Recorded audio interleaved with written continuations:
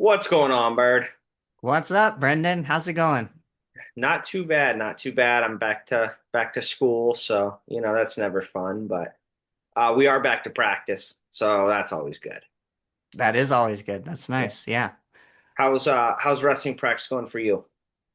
We start preseason stuff at the high school next week. So we're excited to I think they have like the first couple weeks of school is like a dead period or something. I don't know.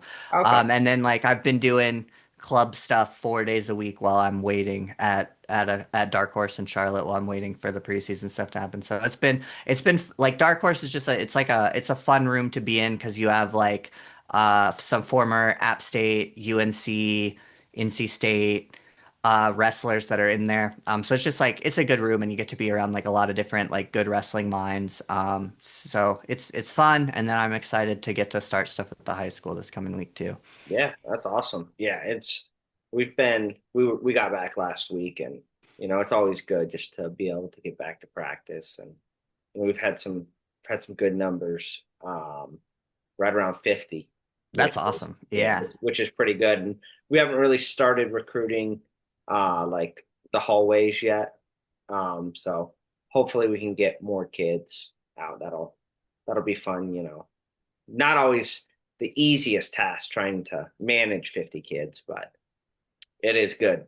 Everybody's got partners and things like that. So no, that's awesome. So today, we're going to talk about the Ivies, the EIWA, but we wanted to start with U20s and just Yeah. how successful America was there. I mean, this has got to be our best U20 performance that I can remember. Yeah, I think I mean it's kind of hard to overstate how impressive it. So I mean we had 10 medalists, 4 champs, 7 finalists for the U20 men's freestyle team. And I think if you're a college wrestling fan of one of these like major programs, you probably had a guy competing overseas that you know is going to be wrestling for your school this winter that you can get excited about based on this performance. I think I don't know it's really awesome for a lot of different programs because you've got places like Missouri where Aiden Sinclair wins gold and you're like, hey, maybe like this guy can win an NCAA title this year. He's in those 4 guys at 184 for the college season that have a chance to win. If you're Iowa State, you have Jimmy Masney's a freshman coming in next year that you can already be really excited about. He won a bronze. Virginia Tech had 2 champs and 3 medalists in Seidel and Bassett winning gold, Ryan Burton winning bronze. Cornell's really excited about the Cortez brothers at 125 and 133, and Isaiah won silver at 57 kilos. And then, Oklahoma State, Landon Oh, Robidoux hey, don't forget bronze. about Alessio Parrington either. Oh, that's Yeah, true. So yeah, if you're Cornell, you had 2 because Alessio wrestled for Italy, and yeah, Alessio lost in the bronze medal match, but he wrestled Jaden James close on yeah. the front side, and Jaden's the one that pulled him into repechage. So yeah, like Cornell had 2 guys and a medal. Oklahoma State had 2 guys, 2 medals. Mikey Boyle won gold for Ohio. He's gonna wrestle for Ohio State, not this year, but next year. So I think like there's a lot of teams that have a lot of like things to be excited about because we know like if you're Penn State, you're excited about Jaden James. If you're Oklahoma State, you're hoping that Drayshawn can make an impact as an incoming freshman, but then you have all these young guys that are going to be sophomores, including Landon Robidoux. So I mean I think it's just for as like a Team USA fan or a wrestling fan, you really like to see it. And then as a as like a college fan, if you look at like where these guys are going to be competing when they get to college, there's a lot of different programs that can be excited. I don't think we mentioned Michigan. Moses Mendoza also Yep. lost in the bronze medal match, and he'll wrestle for Michigan this coming year. He was representing Mexico. So yeah, like I don't know. I think it's a really strong performance for Team USA, a really strong performance for wrestlers that train in America that were representing other countries or are going to go to college in America. Yeah. And I think like I don't know, it's like it's a lot. It's fun to talk about this, especially after kind of like the negativity about the U17 performance. Yeah. Like this is really really solid for a Team USA team. Yeah, absolutely. And I mean, I think honestly, it's like we have so many other good U20 guys that could have gone and competed for a medal in a lot of these weights. And I think to me, that's really kind of like the big takeaway that I have is we are so good with our best guys, but then we have so much depth behind them. And I really think, USA Wrestling's in a really good spot. And it's something we've talked about a bunch before, but not on air, is that U20 is like the primary focus for USA Wrestling in terms of developmental age groups. U17, obviously, U23, we want to put out good product. We want a good team out there. But it is extremely important to USA Wrestling leadership that our U20 team is excellent and that we are right there at that age because, I mean, if you look at like world medalists and Olympic medalists in the past 10, 12 years, it has primarily been guys that have gone from juniors, right? They don't even wrestle U23 because they're already competing for that senior world medal. And, then obviously we've had some all-timers that have kind of blocked maybe some of those opportunities for some young guys. But I think we're going to see it right now. I mean, we have Marcus Blaze, who was U20 eligible, who didn't even wrestle in U20s. Bo Bassett, again, he still has a chance to make the world team. And I think that there's many more that fit that mold, right? Like Angelo Ferrari, who we saw beat Aiden Sinclair in folk style. He's still U20 eligible. He didn't do it, but it just shows like just how good we are right now. And so I'm really excited. I think 2028 is going to be an awesome year for us. And I'm excited to see who's going to make the team. Well, we really do. The United States has a good developmental system, but it is about how good you're going to be kind of at the end and preparing to get guys that can be senior level relevant. And so I think what you get is some of these same names were on U17 teams with mixed results. Yep. But by the time they're on the U20 team, they're they're all medalists, right? Like Yep. that list is 10 medalists for the U20 guys. And then from this list of U20 guys, some of these guys will be contending for senior spots like sooner rather than later. But that's Yep. the way our process works is like a guy like Cam Howard we were talking about before we started at U17. It's like I would not be surprised if he, as a U20 wrestler, one, is still making teams, and two, is winning medals and having better results than he had at U17s. Because that's kind of the way our developmental system works. And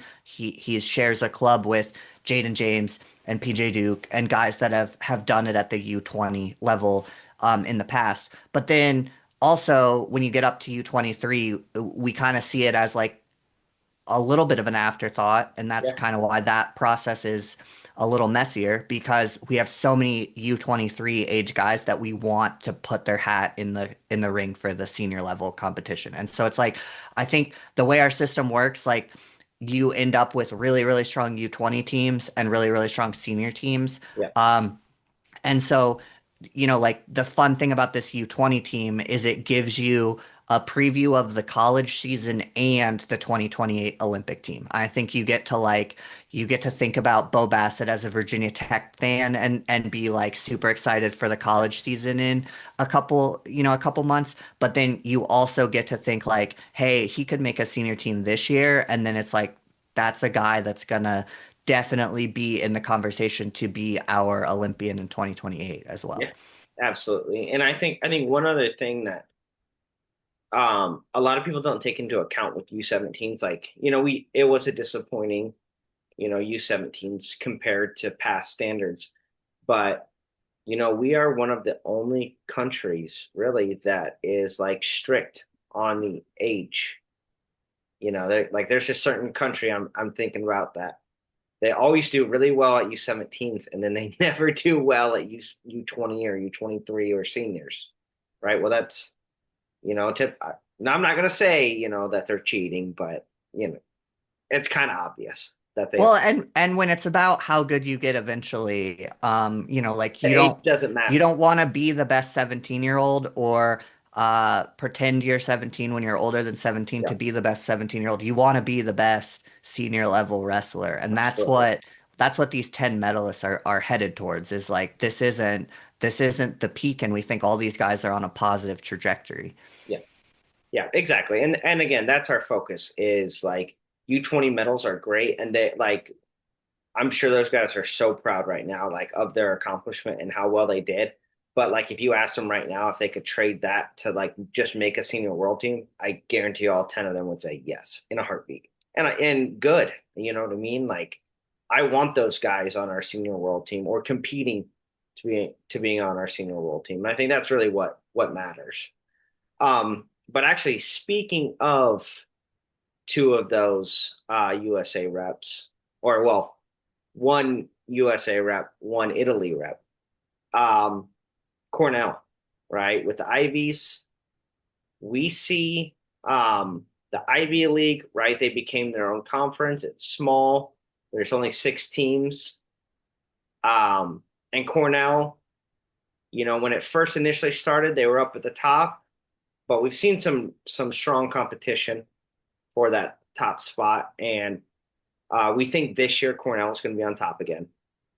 Yeah, I think Cornell's definitely the favorite, but it's fun to talk about the Ivies and Cornell's lineup after U20s because there's a lot of younger guys that are going to be expected to fill this lineup. And so Isaiah Cortez just won a world silver medal, Yeah, and I think him and his brother are probably going to be at 125 and 133 for Cornell this year. So yeah, it's like when you pull up that whole lineup, like there's some Jackson Joy, Vince Cornella, Simon Ruiz, some guys we're used to being in that lineup, yeah. but Alessio Parrington just wrestled at U20s. Like Jude Correa is a huge incoming recruit.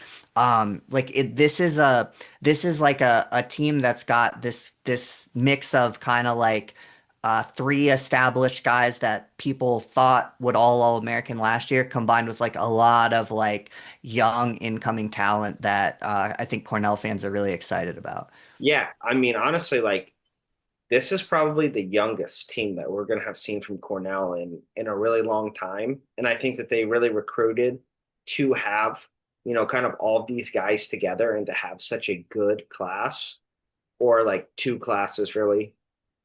But yeah, I mean, like we're going to see Rocco Delgado at heavyweight. His brother's already the 184 pounder, but he's going to be in a roster battle this year with Yanni's brother Elijah Diakmahalis. And we haven't even talked about like Joseph Toscano, right? Who I heard is going to do a gray shirt year at Finger Lakes. He fits age wise for it to make sense. Yeah, I think he's one. 57's weird because I think he had planned on the gray shirt, but they had planned on having Meyer Shapiro at 57 for one more year. So Toscano and Jeter, I believe, can do the gray shirt year this year, Yeah, and that may make sense. And then we may have a Toscano. We could even have a Toscano Jeter slash at 57 next year. Jeter could be at 74 when Ruiz leaves. But I yeah, do think 57's kind of like interesting for them to figure out with Meyer's departure. yeah, yeah. That is, and obviously, I think if you talk about Cornell's team next year, that's somebody you got to talk about not being there, and for reasons that nobody really knows why he left or anything. That I mean, that's a huge loss. You have a multiple time All American leave your program, especially at a weight that you don't maybe have the best backup available for, has got to be really tough. But I still think that this is going to be a better Cornell team this upcoming year than it was in the past year or even 2 years.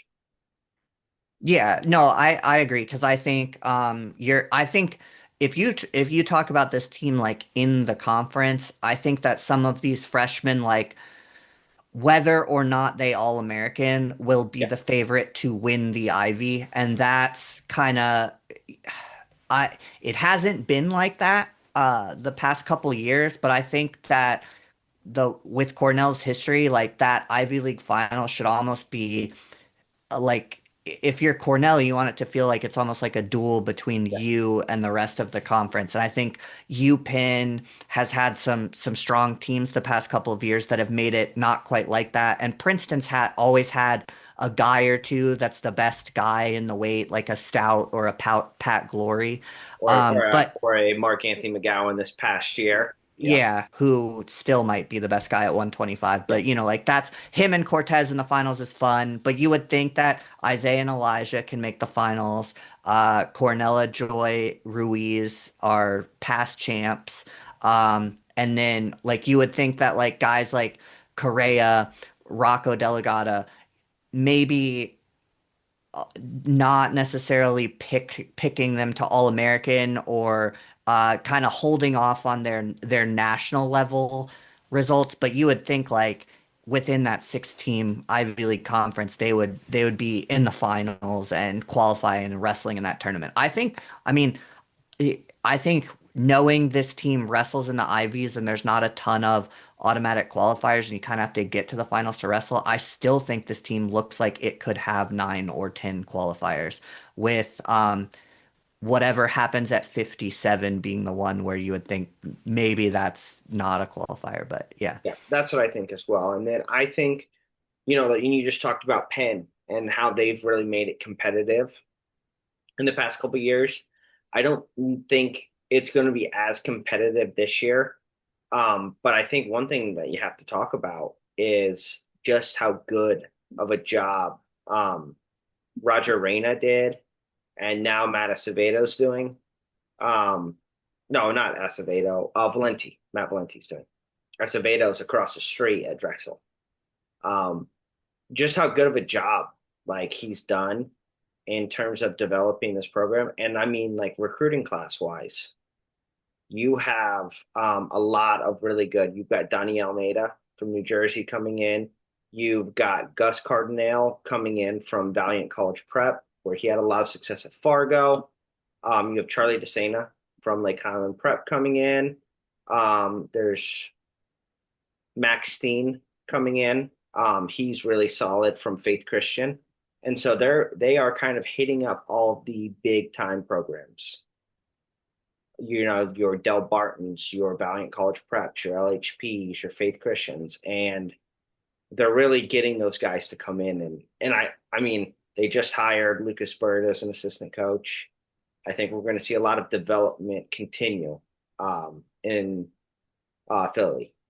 Well, and the kind of kid that ends up at an Ivy League school, there is a lot of overlap with the kids that kind of go that prep school route. And you do kind of see like at the Ivies, it's almost like a who's who of like New Jersey prep wrestling and that those kids that were national prep kids that went to those schools that try to like maximize their college options academically.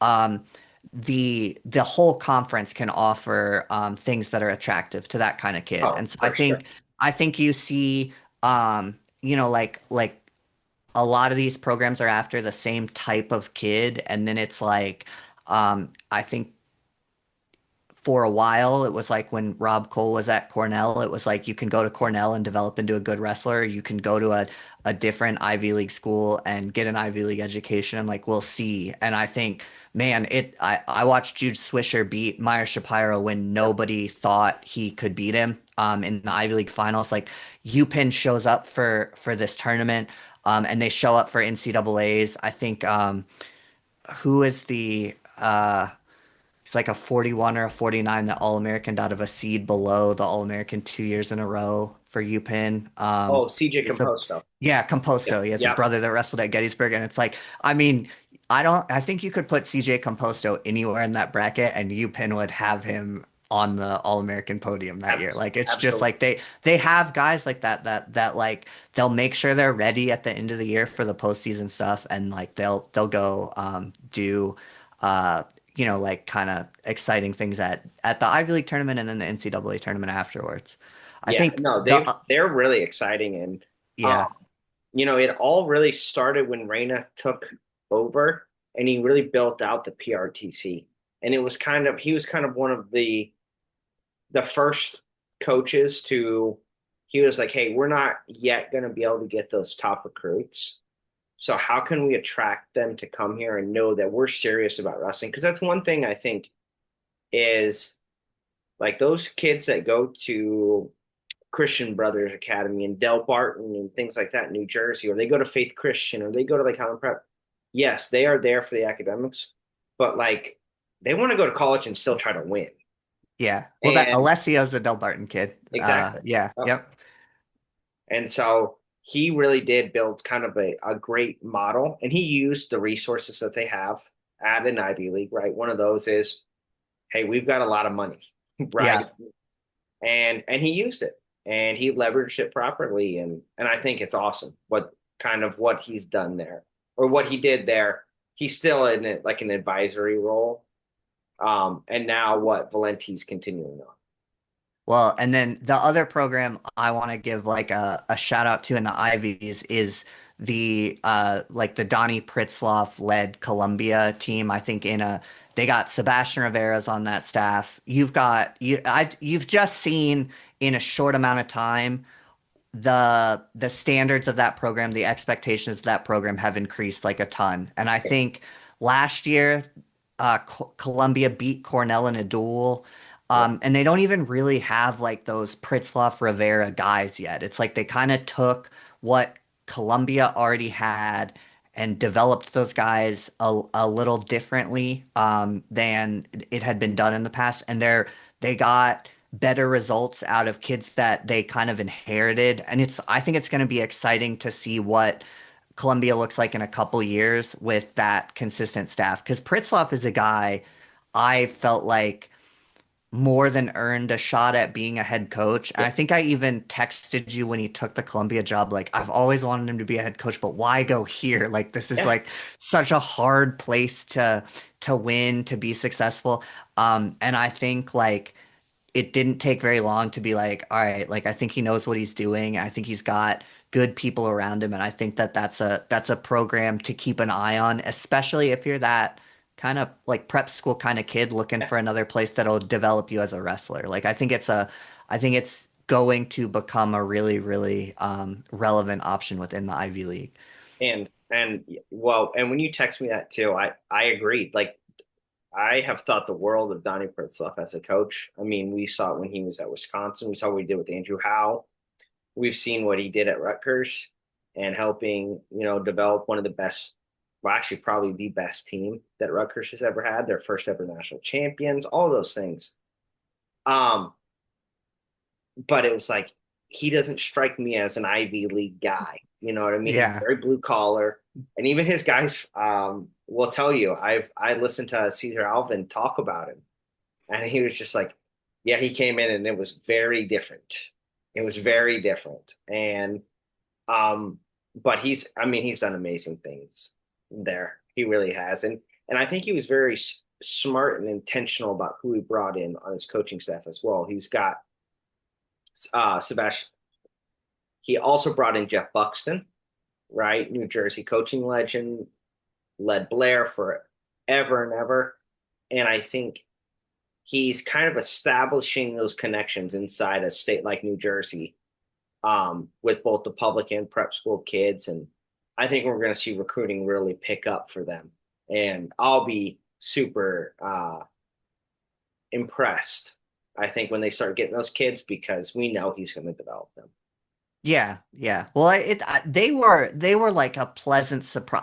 I've gone to the Ivy Conference Championships the first 2 years that it's been its own conference, and I think the way they wrestled last year compared to the year before is like it was just you could tell it's different. Like they wrestled hard, but they also like they kind of expect better results than they expected the year before. I think you had guys like lose close matches and be, like clearly like very upset because they were expecting to win them. I was it Cesar Alvin that won the Ivies for Columbia? They had one champ. I believe it I was. think it was I Alvin, but believe it. he came off the mat and he just yelled like, "This is what I do," or "I do this," or something like Yeah, that. And it was like with Pritzloff and Rivera like celebrating, and you were like, "This is just like," and then like finds his teammates, and you're like, "This just feels so different for the kids in the Columbia singlets than it did like 1 year ago, like in a really positive way." yeah.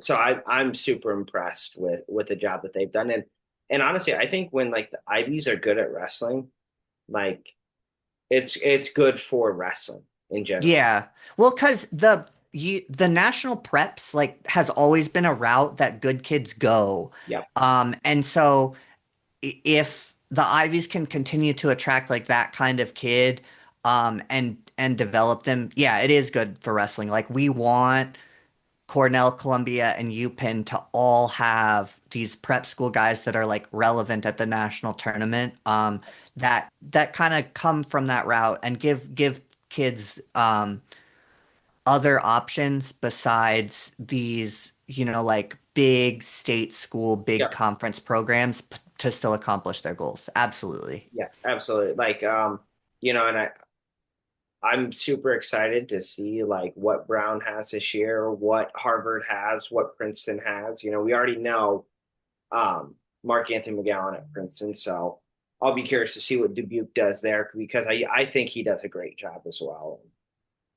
So I'm super excited to see how the Ivies shake out this year. This is what I'll say about because we're not going to talk about the MAC until next show. So every year I work a table at the MACs, and the last 2 years the MACs and the Ivies have been close enough together that you can go from the Friday Saturday MAC to the Sunday Ivy, and I've worked a table both, and it's a really different atmosphere to go from like like the top of the MAC is like Lock Haven, Ryder, these Blue like collar, very blue yeah, collar so program. it's like you get, but also like you get a kid that like is really good at wrestling, like wants to be developed, maybe like d doesn't have the grades to be at an Ivy. And then you go to like the Ivies were at Princeton the first year, they were at Columbia the next year, and you go to and it's like it's very different, but it's like it's kind of cool to see both in the same Yeah, weekend. To see like when they announce the high school of the Ivy and you're like, I feel like everything ends in, like Saint whatever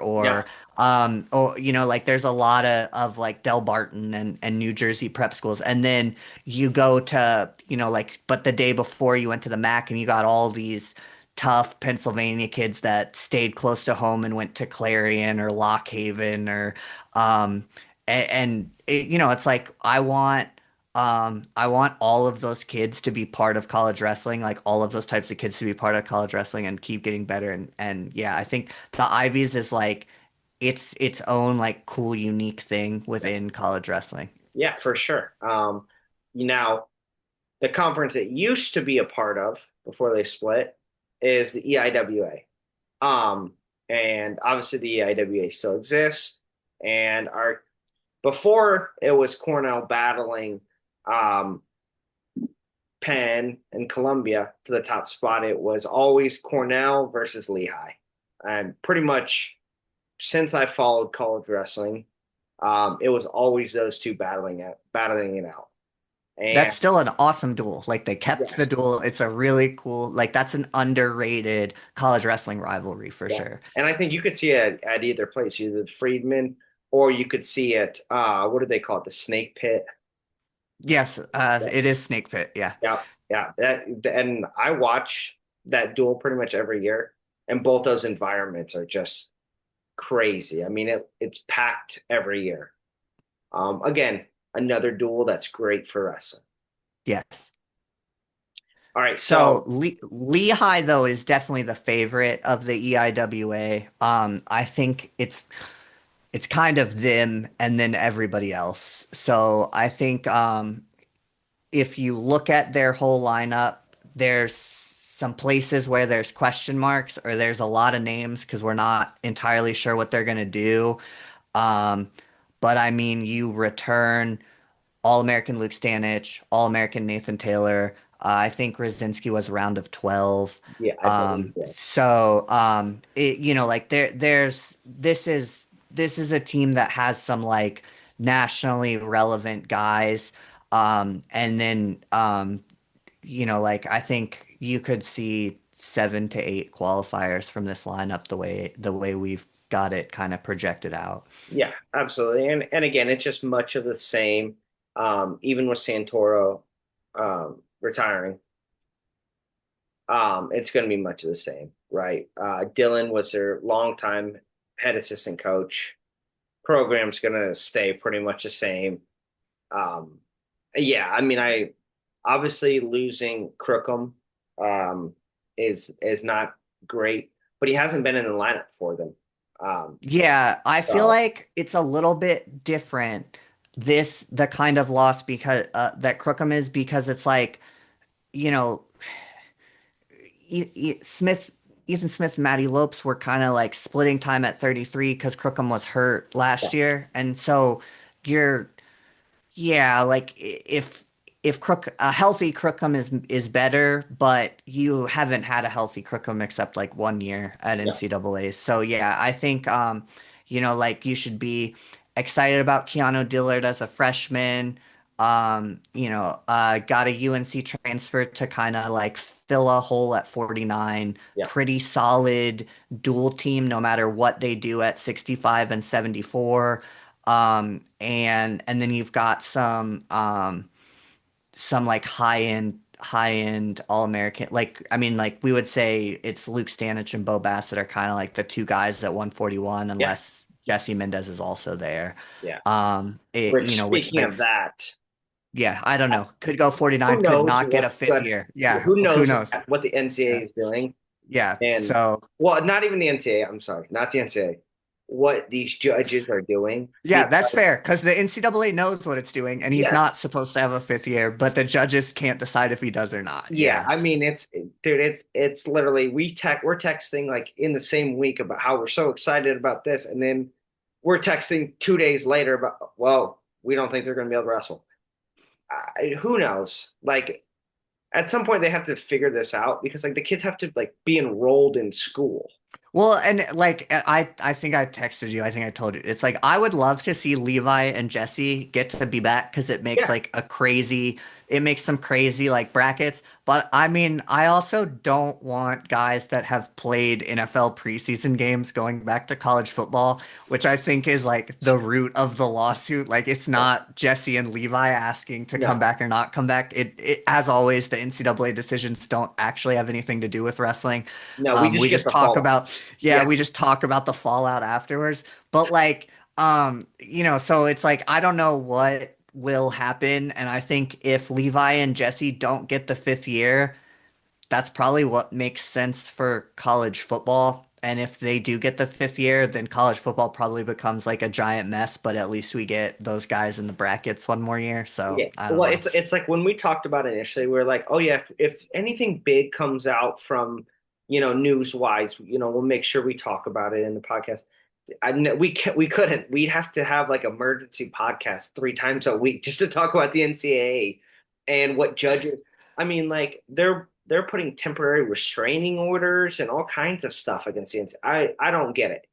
I don't understand it. I don't want to get it either. I want to know today, is Levi Haynes going to wrestle at the NCAA tournament in 2027? That's all I want to know. Like, so if they could give me that answer, thank you. If Yeah, not, and then just let me know. Like, just let us know later. Yeah. yeah, But we would love, I mean, we've talked about how crazy 149 could be if you yeah. add Jesse Mendez. So it's like, Or I think 141. it's, like if you add him to 41 and it's a three-man race between Stanich, Bassett, and Mendez, like that's cool. But man, if you put him, Vega, Hinson, Valencia, and Van Ness all together at a weight that would then have four national champs and Shane Van Ness. So like that would be pretty crazy too. So I think like obviously any of that would be cool, but yeah, we just really don't know what the courts are doing with the NCAA's rule. And it's like it's such a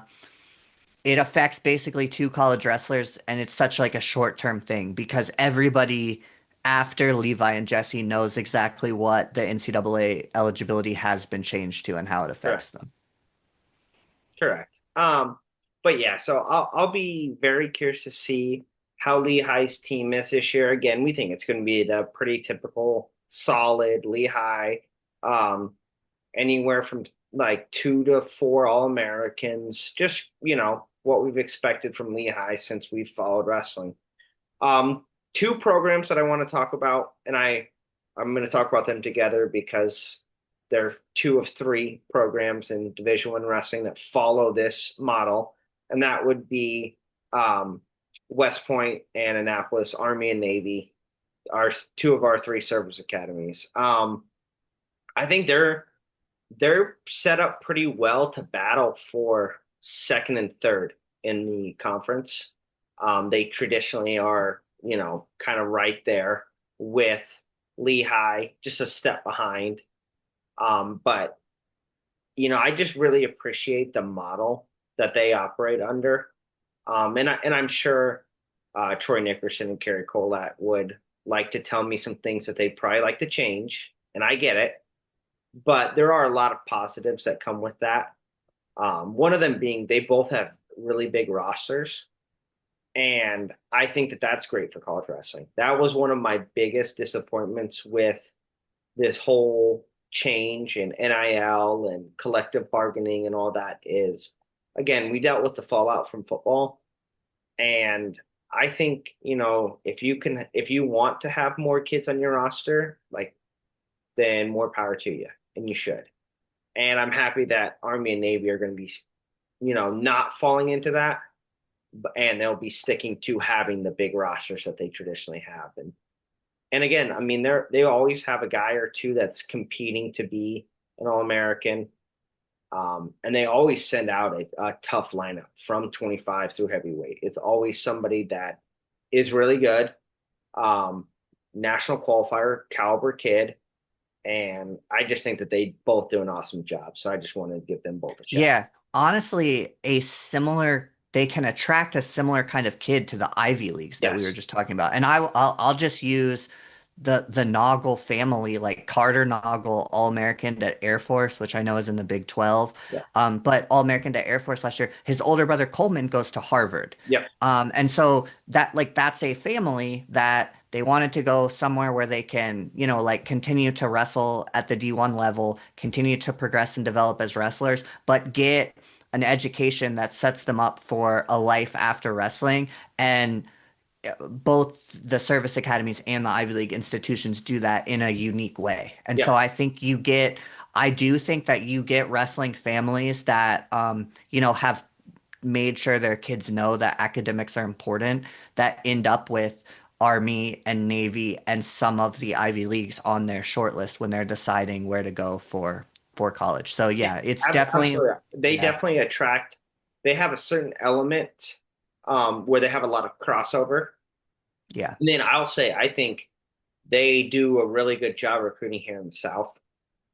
They always have a lot of kids on their roster, sometimes in their starting lineup, being from here in Florida, Georgia, Tennessee. And so that's something that I appreciate being down here is I know that they actively recruit uh, the South pretty hard. Well, I'll talk about my EIWA shout out team is another team that I think does recruit the South pretty well, and recruits North Carolina, where I am now, pretty well. So Binghamton has been led by Ryan LeBlanc for at least 2 years now. And LeBlanc was an assistant coach at App State. So John Milner, that I coach with at Darkhorse, is like a big Coach LeBlanc fan. But they add Luke Welch. The two of them coached together at the Citadel, and then LeBlanc went to Binghamton, and Welch took over the head coach at Citadel. Now they're together at Binghamton. And I think when they were together at the Citadel, they made them like a lot better in a short amount of time, kind of like we talked about with like Pritzloff at Columbia. So I think like if I was a Binghamton wrestler or someone that was considering wrestling at Binghamton. Like I would be excited that those two are kind of like reunited Yeah. at a place that they think they can be successful together. Like I think that's a like one of those kind of like under the radar, underrated coaching moves where we know those two guys work very well together, and we know they're more successful when they're together than when they're leading different programs. So I think like you know, will the impact be obvious for Binghamton like this year? Maybe not, but I do think that like when you talk about programs that are trending in the right direction or trending in a positive direction and doing things to trend in a positive direction with like less resources than these big Power Five teams. Like I think that it's worth a mention that like Luke Welch is that's a big addition to LeBlanc's staff at Binghamton. Yeah, absolutely. I mean, I still remember when Pat Pop was at Binghamton. And I know, we know what Binghamton can be. And I think they've got the right staff to do it again. And so Yeah. that's always really exciting because, as we see kind of our upper echelon of the sport push in a certain direction, right? Our big power five state universities moving. It's good to see other programs still have good coaching, right? Still developing and still attracting, good athletes to come there. And I think that that's something that we need for our sport to stay healthy. Is we need, we know Penn State and Oklahoma State, Iowa are going to do a great job. They always have.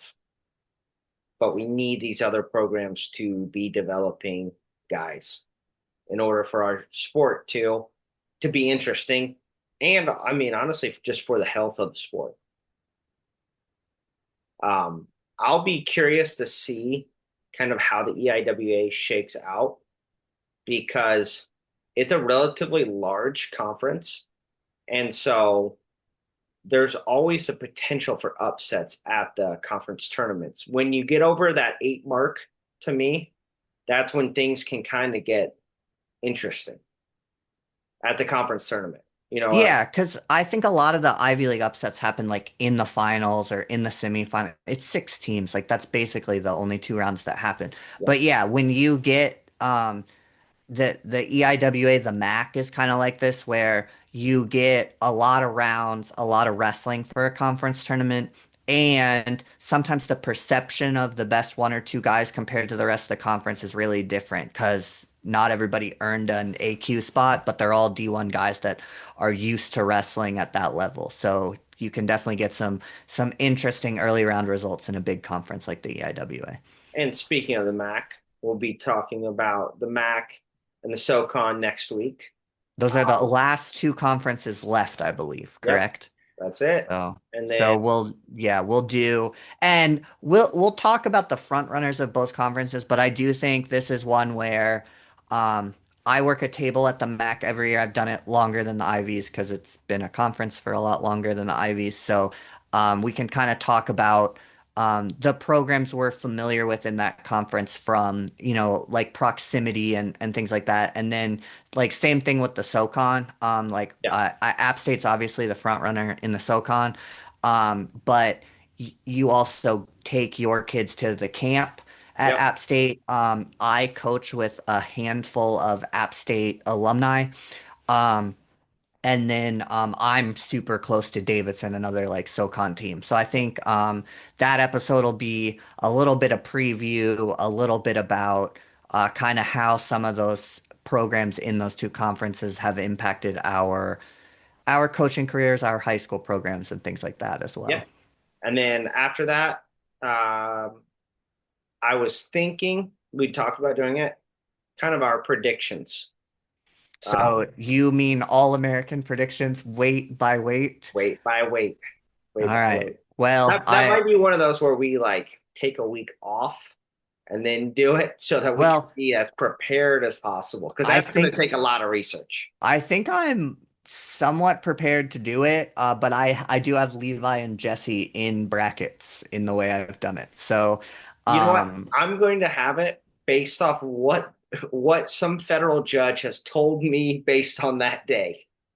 okay. Well, I'm gonna bank on the athletes eventually winning Yeah, that's what until typically they happens. yeah, Yeah. until they don't. But yeah, I think that'll be fun, and we can kind of so for that episode we would alternate weight by weight, but each give our 1 through 8, right? Our Yep. One one through through eight. eight All-American Yep. picks, and then kind of compare them and see what's different. I would imagine more would be different in the bottom of the All-American than at the very, very top, but we'll see. Yeah. If I think there are certain weights where like our or pretty much all of the weights, I think our top four is gonna be the same, maybe in a different order, but it'll be the same four names. I think it'll be that 5 through 8. And I was probably gonna list like maybe like some dark horses for it or something of that nature. And Yeah.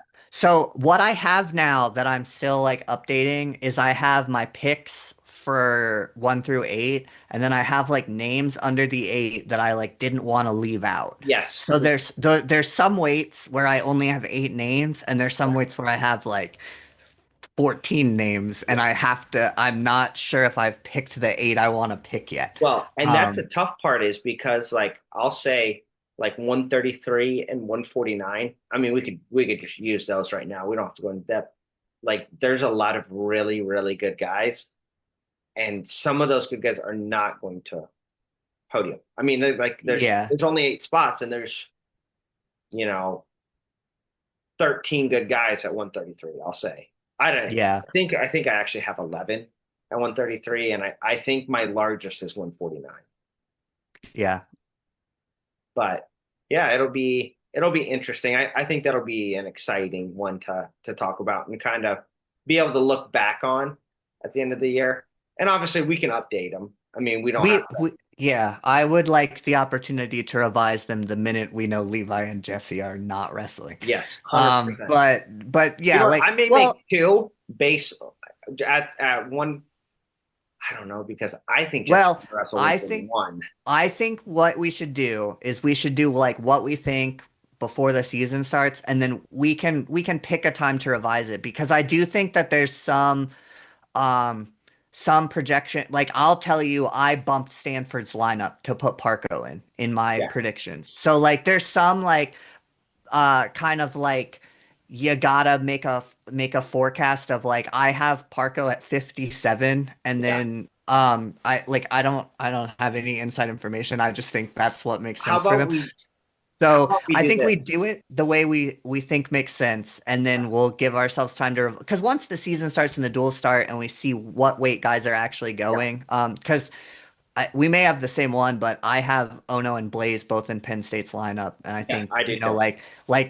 I think knowing once some of those teams like show their hands of what their lineups look like, Yeah. we can revise. But I think it's good to predict it before it happens, so that, because that kind of shows what you're thinking about some of those things. Yeah. What's how Stanford gets Parkland into the lineup, what Penn State does at 33 and 41, what Penn State does at 57, 65, 74. I think some of those, Oklahoma State does it. I'm like 7 other weights. yeah, well, and I think like one of the big ones is like what Oklahoma State does at 141. But Yeah. yeah, like it's like part of our, by picking the All-Americans, you in a way have to pick like where what weight the guys are going for certain schools. So yeah, like I think I have been at Bergie at 184 Yeah. for Oklahoma State as an All-American, but it could be Mikey White, it could be Zach Ryder. Yeah. Yeah, I've seen, since we did the tech preview, I've seen some people saying Desianti is trying to go up and wrestle Bullock for 84 instead of wrestling Burton at 74. So I think there's some, like there's a few that we kind of like talked about in theory that may actually happen, and we could see like uh guys in the lineup at weights that we maybe weren't expecting. So Yeah. Absolutely. Yeah. And I mean, the one that really will matter is the one that we do the week before NCAAs. I mean, that's the one that. yeah, we got plenty of time to redo it, but it's Yeah. always Exactly. good to have something to And redo. I just think it's fun to kind of talk about and see, like, okay, I think this, but you just said that, so and I forgot about that. So you might actually be right here. Yeah. I do like that. But all right, Stephen, it was good All talking right. to you.